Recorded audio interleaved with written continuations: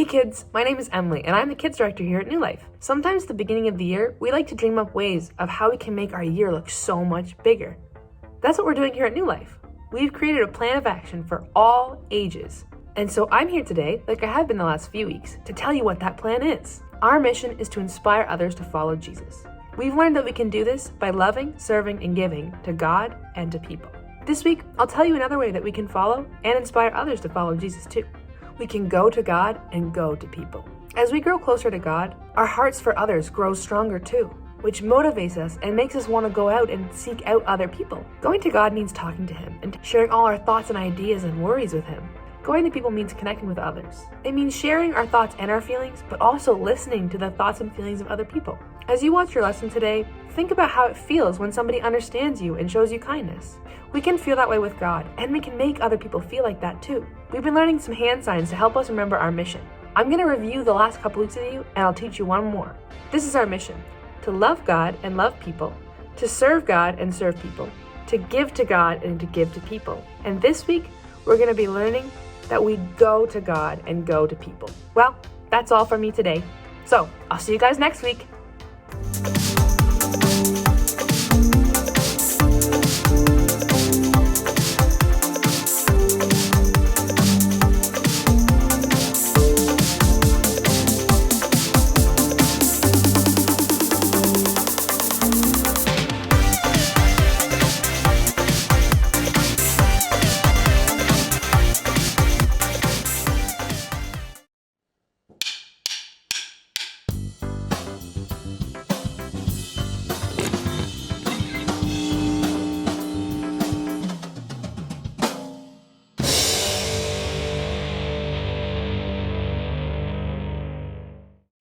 If you had to choose, who would make the list for your respect?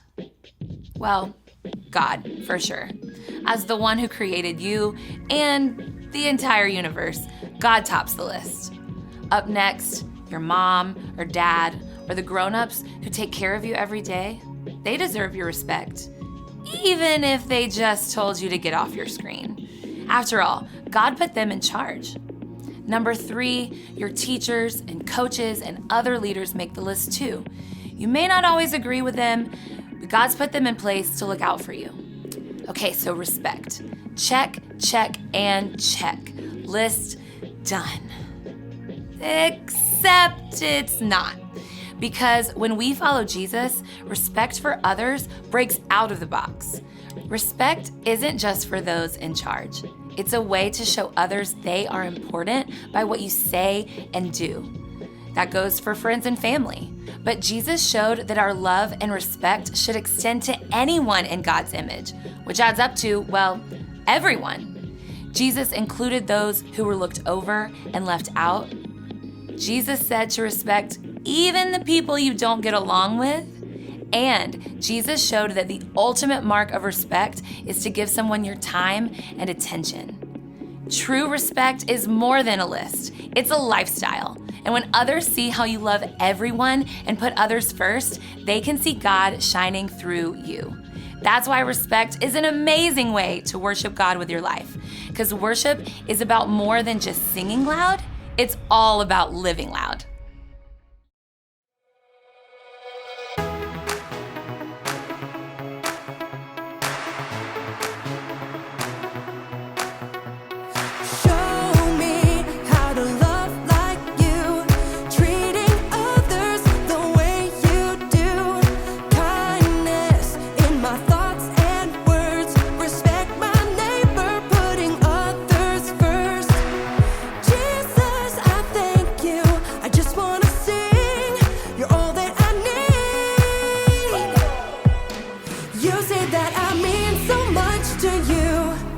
You love me like a friend and help me through. So I will worship you in all I do. So I live my life to show that I know you're everything to me. You're everything to me. You're everything to me. So I live my life to show that I know you're everything to me. You taught us a brand new way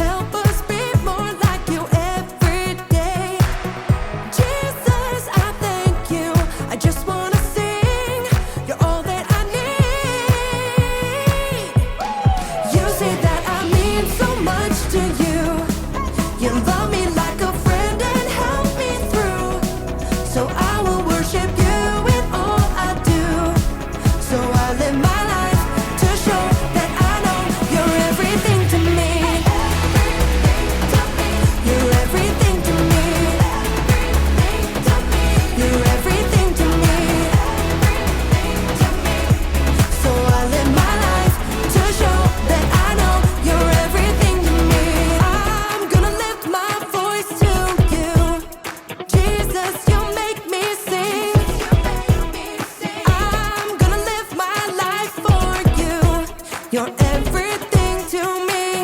Let's go. Come on. I'm gonna lift my voice to you. Jesus, you make me sing. I'm gonna live my life for you. You're everything to me. You say that I mean so much to you. You love me like a friend and help me through. So I will worship you in all I do. So I live my life to show that I know. You say that I mean so much to you. You love me like a friend and help me through. So I will worship you in all I do. So I live my life to show that I know you're everything to me. You're everything to me. You're everything to me. So I live my life to show that I know you're everything to me. Welcome to Storyland. Let me take that. Oh, thanks, Zeke. This week, we're talking about respect while we take a look at the story of some guys who weren't used to being picked first for anything. Amaya, what is this?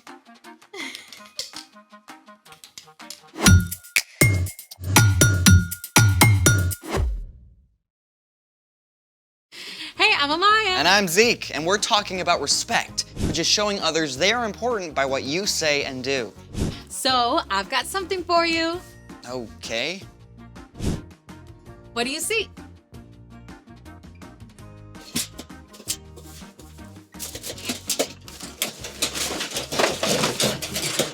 Trash. That's what I thought too, until I saw what my friend Abby does. Well, do I get to see too? Absolutely. I think she deserves a drum roll. Hey guys. Hey Abby, we're so excited to have you. Can you tell us a little bit about what you do? Yeah, so I make visuals to help people tell their stories. What kind of visuals? It can be anything. It can be a mural or string art or old clothes, and sometimes I make giant sculptures out of trash. That's cool. Is that what we're doing today? Actually, I had something else in mind. You gotta really look at your materials, so try it. It's crinkly. Yeah, exactly. It's crinkly, kind of like a peony petal is crinkly. Pirouette? It's a kind of flower. And so see this cardboard, how it's thick, but it's soft, so you can curve it around like a leaf. Yeah, I feel it. Well, how about this one? Oh, cool. See how in the center, it's like the shape of the inside of an anemone. And then what? It's a flower, Z. Oh, yeah, I was thinking some kind of sea creature or something. We could totally do that too, but today I thought we'd make a recycle bin bouquet. I love it. Let's make it! Hey, this is something you can do at home, so follow along. So we're gonna start with some of that trash that we dumped out. We've got a piece of an old shopping bag here, and again, you can feel how it can start to feel like a petal. A petal. Some old magazine clippings. What is this gonna be? That's gonna be the center of a sunflower. With this on top, the inside of a cardboard box, and we're gonna use that egg carton that you found. Hey! Pass those on back now that you've felt them, and I'm gonna show you what our first step is. We're gonna start with this guy, because as you can see, we got a yellow bag, so that's gonna be our sunflower petals. Right. The first thing that you wanna do is cut a circle, and then you're gonna go through and make all the petals, one cut after another. So you can see that takes a little bit of time. So I went on and cut petals for you guys so we can make flowers even faster today. Thank you. Appreciate it. So you can pick up these, and what we'll start to do is take them, and just like we were feeling that paper, start to bend them like petals of a real flower. Because flowers aren't perfect. They have petals going every which way, and that's exactly what this paper lets you do. Okay, so bend. So you can bend them up. And take your next piece and do the same thing. How's that? That looks great. That looks to me like a flower out in the wild. Sweet. So when you've done that with both of them, then we get to glue them together. So you guys think you're ready to glue? Yes, I'm ready. Almost. So you'll take your bigger one. That's your bottom. So you'll take your bottom flower and use your glue gun. And be careful, it gets really hot. So remember, you're gonna want to have an adult for this. So you just make a ring of glue and press the top flower down so that they stick together. And that's it. You've got your 2 layers of flour right there. Oh, I'm so excited to make glue. Here you go. Be careful. Thank you. Awesome. We'll pass this back down. We're gonna glue some more though. How do you feel? I think mine's looking really good. It already looks like a flower, right? Yeah. All right. So now we're gonna get to the green part that you asked about. Our little magazine clipping. And you wanna do little tiny snips. So you can see that definitely takes a lot of time. So I went on and did that one for you too. And you have this little thing that you can start to do the same thing with. Kind of crunch them around. Don't be afraid to wad it up because, again, flowers aren't exactly perfect. All the little pieces go in all different directions. So you want it to ruffle up. How's it feel? It's looking good, I think. So we'll do the same thing with the hot glue gun. And you'll do a tiny little bit of glue. My turn.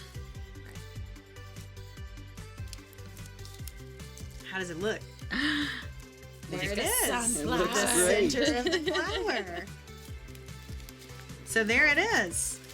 You've got your flower already going. But Wow. now, you know how the center of a sunflower has like a big lumpy bit in the middle? With all the seeds and stuff. Exactly. So that's what we're going to make with this. So you see how the center of the cardboard has all that lumpy bumpy stuff? That perfectly makes the center of a sunflower where all the seeds are. So we cut it at an angle so we can roll it up like this. This is where it gets fun. You take the big end, roll. So you guys see we're making a big round center for the inside of our sunflower, and it's starting to look all nice and lumpy like the seed part, right? It's going. Yep, and then just glue down that little tail. And the next thing you'll do after that is on the flat side. So you guys can see we're gonna glue it down in the center of our flower. Right in the middle of the green bit, like this.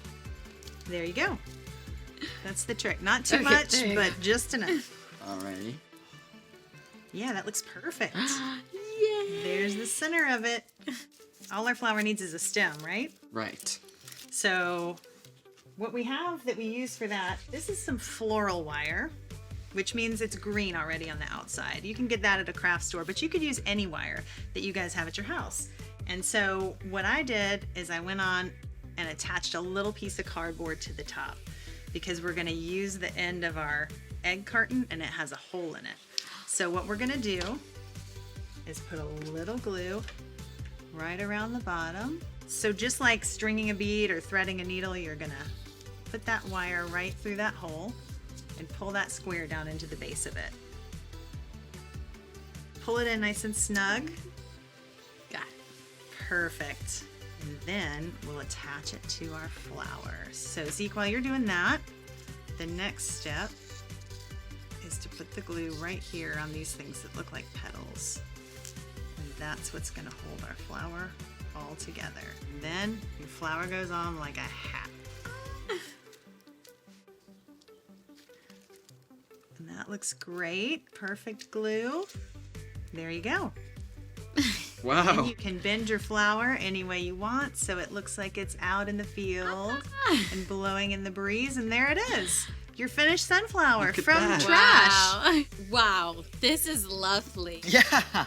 It's amazing how you looked at a piece of junk and saw this. And what's super cool is we can do the same thing with people too. Like people flowers? More like if you really see people and get to know them, then you can, see things that are overlooked, see the texture in everybody, see all of their quirks that makes every single person uncommonly beautiful. And that is exactly where we're going today. It's time for The story before the story. Today, we're in the third book of the New Testament, Luke. But before Luke, in the very beginning, out of a deep, deep love, God made an amazing world. But when people turned away from God, the world was broken. God made a plan to draw people back into a relationship. So at the right time, God sent a tiny baby to be born in the small town of Bethlehem, God's very own son, Jesus. When Jesus grew up, he was baptized in the Jordan River. God spoke from heaven. This is my son, and I love him. I am very pleased with him. Which is where our story starts. Take it away. Hey everyone, I'm Brian. After 40 days in the wilderness, Jesus began to go from town to town, teaching and healing. Even though he's God's son, he didn't start out in the capital city of Jerusalem. He didn't go to the fine homes of the religious leaders. Instead, Jesus met with ordinary, everyday people on hillsides and by the lake shore. And he chose some of the most unlikely people to be his closest friends and followers. 4 of these men were uneducated fishermen: Peter, Andrew, James, and John. One morning, after a long night of fishing, Peter and his friends had caught exactly 0 fish. What a drag. Cleaning the nets without a single fish to show for it. I may fall asleep right here.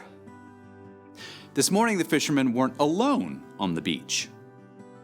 Jesus was standing on the lakeshore, and though it was early, a huge crowd had gathered. They were so eager to get close to Jesus that they jostled and shoved, backing him right up to the water. But instead of pushing back, Jesus simply stepped over into Peter's boat and said, Go out a little way from shore. Now, if you're Peter, you're probably feeling a whole bunch of things. On the one hand, after fishing all night, you really want to get home and go to bed.